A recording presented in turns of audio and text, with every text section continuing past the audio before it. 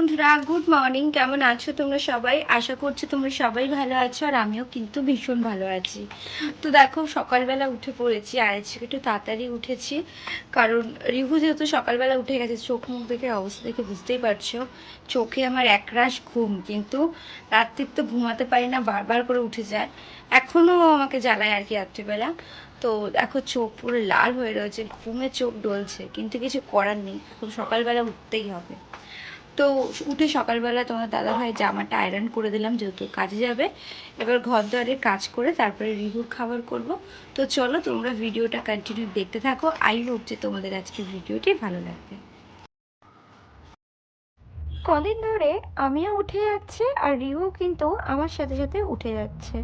ভীষণ অসুবিধা হয় যদি সকালবেলা উঠে যায় তো। আর ও এখন এতটাই দুরন্ত হয়েছে, মানে ওকে নিয়ে জাস্ট আমি ন্যাচারাল হয়ে যাচ্ছি। মানে শুধু খাট থেকে নেমে যাবে, মানে চেয়ারে বসবে না, খাটে বসবে না, মানে একটু কার্টুন চালিয়ে দিই, কার্টুন দেখবে না, মানে কোনো কিছু করবে না, শুধু বাইরে গিয়ে জল ঘাটবে। তো এরকম করতে দেওয়াটা ঠিক না, না? ঠান্ডায় গরম লেগে যাবে, এবার শরীর খারাপ করবে, ও একটা হেডেক তাপের মাথায় থাকবে, ওর নিজের শরীর খারাপ হয়। তো যাই হোক, ওকে তাড়াতাড়ি করে উঠিয়ে টুটিয়ে দিয়ে ফ্রেশ ট্রেশ করিয়ে দিয়েছি। ও পাশের বাড়ি মামনির সাথে খেলছে, আর আমি এদিকে দেখো ব্রেকফাস্টটাও বানিয়ে নিলাম। আজকে করব হচ্ছে একটু গরম গরম লুচি, আর তার সাথে আলু ভাজা। জানো তো, বহু দিন পর লুচি আর আলু ভাজা করলাম। আজকে যেহেতু একটু ওয়েদারটা খুব ভালোই, সকালের দিকে বৃষ্টি হয়েছিল আমাদের, আজকে এদিকে কিন্তু বৃষ্টি হয়েছে সকালবেলা, আর পুরো গোটা দিনটা কিন্তু মেঘলা মেঘলা ওয়েদার ছিল, কিন্তু বেশ ভালো লাগছিল। তো ভাবলাম এই গরমে তো আর লুচি ফুচি খাওয়া হয় না, তো ভাবলাম আজকে যেহেতু ওয়েদারটা ভালো আছে, তো ওর জন্য শাশুড়ি মা বললো একটু লুচি করতে। তো ভাবলাম ঠিক আছে, তাহলে একটু লুচি করি আর আলু ভাজা করি। সবসময় তো আলুর তরকারি খাই, কিন্তু আজকে আলু ভাজা বহুদিন পর খেয়েছি। মানে আমার মনে নেই, সেই স্কুল টিফিনের আগে খেতাম, মানে মা দিয়ে আসতো লুচি আর আলু ভাজা, আর এখন লুচি আলু ভাজা করে খাচ্ছি, মানে অনেক অনেক বছর পর হয়তো লুচি আর আলু ভাজা খাচ্ছি। তাই শাশুড়ি মাকে বলছিলাম যে বহুদিন পর আজকে লুচি আর আলু ভাজা করলাম। তো যাই হোক, এখন ব্রেকফাস্ট করে নেব, তারপরে চলে যাব রান্নাঘরে।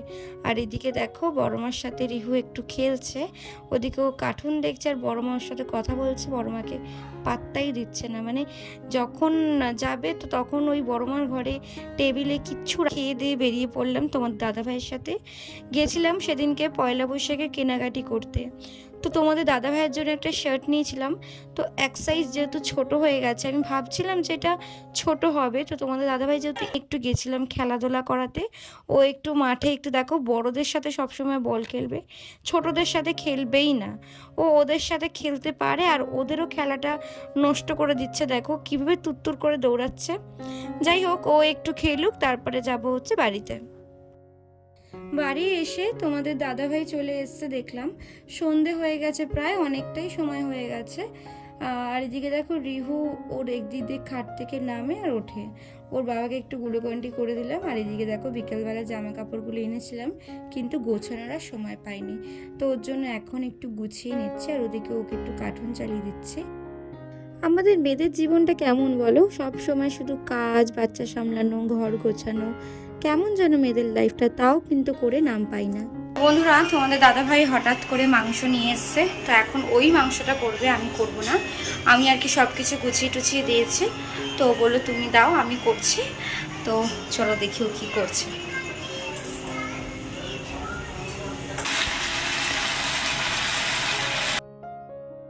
সংসারে সব দায়িত্ব করে, সবার দায়িত্ব পালন করে, তাও দিনের শেষে শুনতে হয় নাকি আমি কি করলাম।